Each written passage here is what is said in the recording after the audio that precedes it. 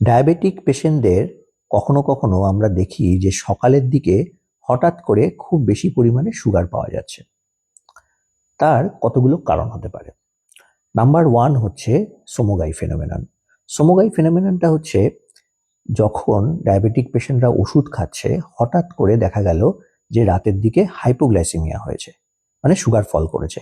Sugar ফল করার জন্য body আপনাকে বাঁচানোর জন্য ইনসুলিনের যে কাউন্টার অ্যাক্টিং হরমোনগুলো আছে, যেমন glucagon, stress hormone, growth hormone, cortisol, এগুলোর পরিমাণ হঠাৎ করে বাড়িয়ে দিচ্ছে। এই বাড়িয়ে দেওয়ার জন্য আলটিমেটলি তখন কিন্তু সুগারটা অনেক বেড়ে যাচ্ছে এবং তার জন্য কিন্তু আমরা সকালের দিকে একরকম বেশি সুগার পাচ্ছি। নাম্বার টু হলো ডন ফেনোমেনন। ডন ফেনোমেনে সকালবেলার দিকে ইনসুলিনের যে কাউন্টার অ্যাক্টিং হরমোন, মানে আমাদের glucagon, adrenaline, stress hormone, growth hormone, cortisol, এগুলোর পরিমাণ হঠাৎ করে বেড়ে যাওয়ার জন্য কিন্তু সুগারটা বেড়ে যাচ্ছে।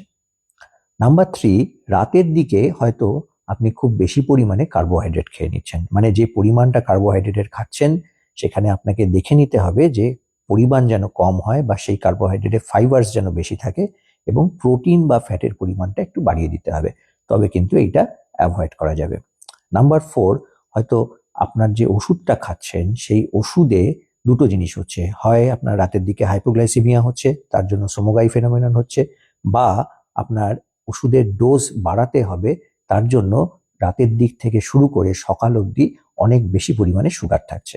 এবং নাম্বার ফাইভ, যেটা সব থেকে ইম্পর্টেন্ট, সেটা হচ্ছে হয়তো সারা রাতে আপনার ভালো ঘুম হচ্ছে না, স্ট্রেস খুব বেশি থাকছে, তাই স্ট্রেস হরমোন প্রচুর বেরোচ্ছে, তার জন্য একটা হাইপারগ্লাইসেমিক স্টেট হচ্ছে।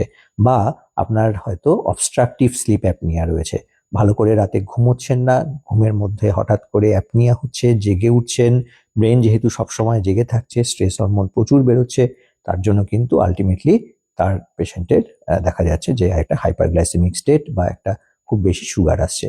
এদের কিন্তু একটা স্লিপ টেস্ট করানো উচিত এবং দেখে নেওয়া উচিত যে এরকম অবস্ট্রাকটিভ স্লিপ অ্যাপনিয়া আছে কিনা।